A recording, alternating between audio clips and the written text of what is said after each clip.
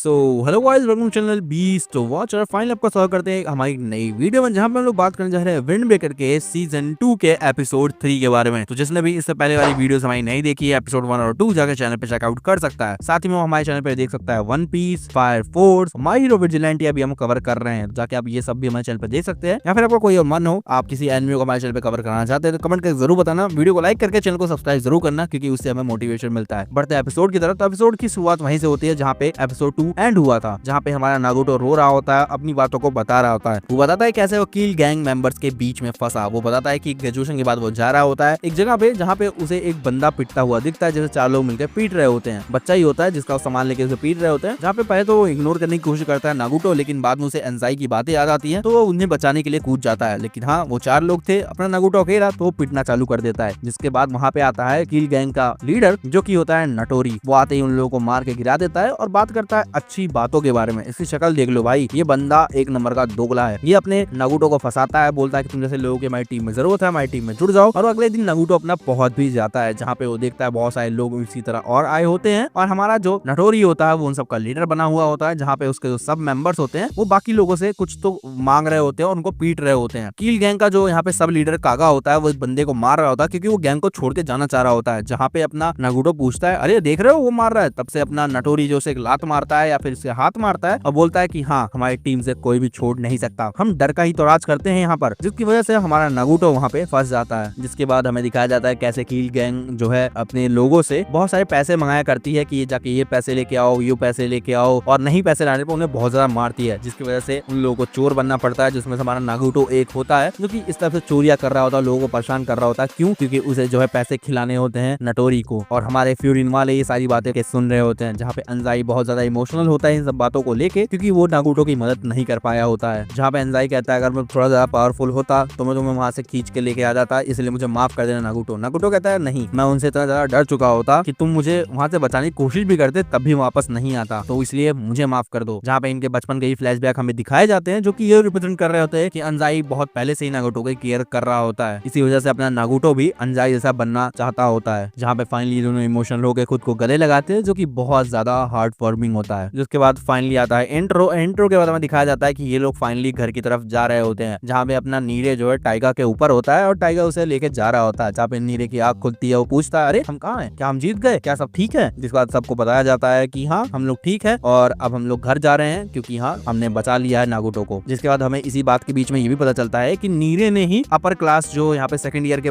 लोग होते हैं, स्टूडेंट्स होते हैं, उनको कांटेक्ट किया होता है, जिस टाइम पे अपना जो साकुरा फ्रस्ट्रेट नहीं हो रहा होता है, ये उसी टाइम की बात है। इसी वजह से हमारे सेकंड ईयर के लोग आ पाए होते हैं और ये फाइट जो है फ्यूरिन जीत पाया होता है। जहाँ पे साकुरा के बारे में पूछता है तो अपना साकुरा भी पीछे पीछे जेब में हाथ डाले हुए अपने पुराने स्टाइल में चल रहा होता है। जहाँ पे साकुरा जो है नीरे से आंखें भी नहीं मिला रहा होता है, क्योंकि वो उसे बचा नहीं पाया होता है। लेकिन हाँ, नीरे अपना बीइंग नीरे बोलता है कि नहीं साकुरा, तुम अमेजिंग हो, तुम दे सकते हो, तुम अभी जस्ट कैप्टन बने हो और तुमने सबको एक साथ लाके खड़ा कर दिया है। जहाँ पे अपना साकुरा वही पुराने अंदाज में बोलता है क्या अमेजिंग है इसमें? नहीं, मैंने कहा था मैं सबको अकेले संभाल सकता हूँ, लेकिन मैं वो चीज नहीं कर पाया, मैंने लोगों को पुट डाउन किया है। जहाँ पे साकुरा चिल्ला चिल्ला के बोल रहा होता है कि सेकंड ईयर को आना पड़ा, उन्हें मैं बचाना पड़ा, ये मेरी गलती है, मैं तुम लोग को यहाँ पे लेके आया, ये मेरी गलती है, बोल दो आखिरकार, तुम लोग बोलते क्यों नहीं मेरी गलती है? जिसके बाद अपना एंजाई सामने आके खड़ा होता है, वो बोलता है नहीं, ऐसा नहीं है साकुरा, तुम अपने आप को गलत बोल रहे हो, अगर तुम ना होते तो हम नारुतो को बचा ना पाते, तो इसमें मेरी भी गलती है, सबकी गलती है। तो इस तरह से सारे लोग मिलकर जो है अपने साकुरा को मोटिवेट कर रहे होते हैं कि नहीं, ये तुम्हारी गलती नहीं है, तुम बहुत अच्छे कैप्टन रहे हो। और सुओ नीरे अपने वाइस कैप्टन है, तो वो लोग भी उसके कंधे पे हाथ रखते हैं और सब लोग मिलकर जो है उसे शाबाशी दे रहे होते हैं, क्योंकि उसकी वजह से ये काम हो पाया होता है, वो लोग नारुतो को बचा पाए होते हैं। वहीं पीछे जो है सेकंड ईयर के लड़के भी बात कर रहे होते हैं कि हाँ, साकुरा ने इन्हें अच्छा समझाया, ये इनके लिए बहुत अच्छा एक्सपीरियंस रहा है, इन लोग को एक साथ लेके आया। जैसे कि काजी जो है, जब वो कैप्टन बना था ग्रेड का, तो वो उसने भी ऐसे सिमिलर ही किया था अपने ग्रुप को एक साथ लाने के लिए। जिसके बाद काजी बोलता है लेकिन मुझे थोड़ी सी अभी गड़बड़ लग रही है। जहाँ पे अपना रशियन वाला बंदा पूछता है अरे क्या हो गया, दिक्कत क्या हो गई? जहाँ पे बोलता है कि मुझे नहीं लगता जो अपना नटोरी था वो एक ऐसा बंदा इतने सारे लोगों को लीड कर दे सकता है, तो मुझे इसमें तो कुछ ज्यादा फिशी लग रहा है, मुझे कोई तो प्रॉब्लम इसमें दिख रही है। जिसके बाद हमें दिखाया जाता है कि वो रशियन वाला बंदा जो है इन फर्स्ट ईयर वाले लड़कों को लेके आया होता है आशिताबा उमेमिया से मिलाने के लिए, क्योंकि उसे लगता है कि उमेमिया यहीं पर होगा। जहाँ पे हम जैसे रेस्टोरेंट के अंदर जाते हैं, देखते हैं कि उमेमिया सारे लोगों के साथ मिलके हंसी मजाक कर रहा होता है, मतलब वही अपना चिल बंदा जैसे वो चिल करता है ना, वैसे ही कर रहा होता है, हंसी मजाक कर रहा होता है सबके साथ। जिसके बाद यहाँ पे उमेमिया सबको बैठाता है, सबसे बातचीत करता है और सारी बातों को वो रिपोर्ट लेता है। एंड उसके बाद अंजाई और नारुतो उसे सॉरी बोलते हैं, मतलब लगभग सभी लोग उसे सॉरी बोल रहे होते हैं। जिसके बाद अपना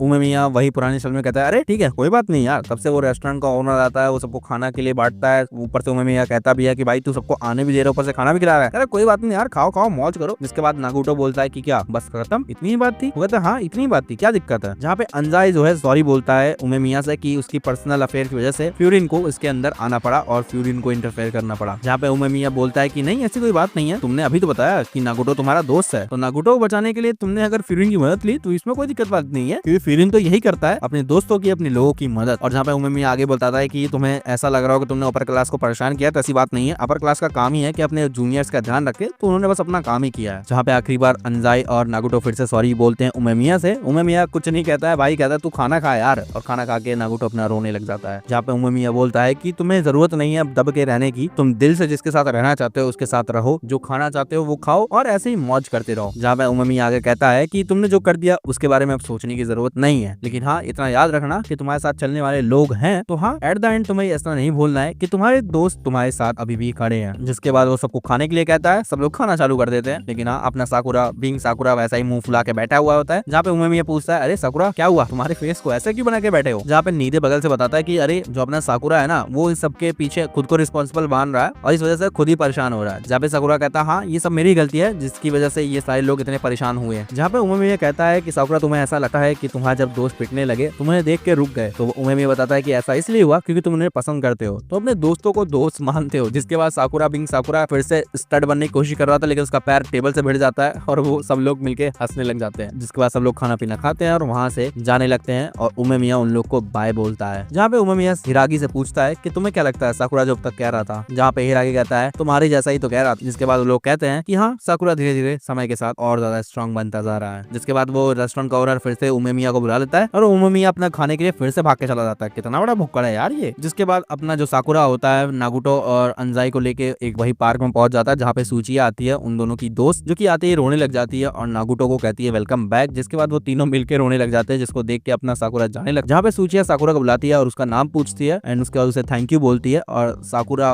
फिर से अपना शर्मा के वहां से जाने लगता है। जिसके बाद आता है आउटरो और आउटरो के बाद हमें एंड क्रेडिट में एक सीन दिखाया जाता है, जहाँ पे वही कील का जो अड्डा होता है उस पे सारे लोग मरे पड़े होते हैं और वहाँ पे एक बंदा आता है जो कहता है कि अच्छा तो फ्यूरिन के बंदे आए थे और हमें मार के चले गए, ये फर्स्ट ईयर के बंदों ने किया है, चलो कोई बात नहीं। लेकिन हाँ एक लाइन थी जो कि इन्होंने पास कर दी है। अब मेरे पास भी रीजंस है फ्यूरिन से लड़ने का या उनसे कुछ तो करवाने का। जिसके बाद हमें वो बंदा तो नहीं दिखाया जाता प्रॉपर, बट हाँ उसकी बॉडी पे अच्छा खासा टैटू वगैरह दिखाया जाता है, जो कि हाँ अगले एपिसोड के लिए बहुत ज्यादा हमें एक्साइटेड और हाइप अप कर देता है। बाकी हाँ इसके बाद एपिसोड एंड हो जाता है। तो बाकी आपको एपिसोड कैसा लगा? वैसे एपिसोड बहुत ज्यादा नॉर्मल था, इस वजह से छोटा रखा मैंने इसे, बट हाँ जैसे जैसे एपिसोड अच्छे होते जाएंगे मैं उसे अच्छे से एक्सप्लेन करता जाऊंगा। बाकी हाँ आज की वीडियो में इतना ही, मिलते हैं नेक्स्ट वीडियो में, तब तक के लिए बी द वॉचर।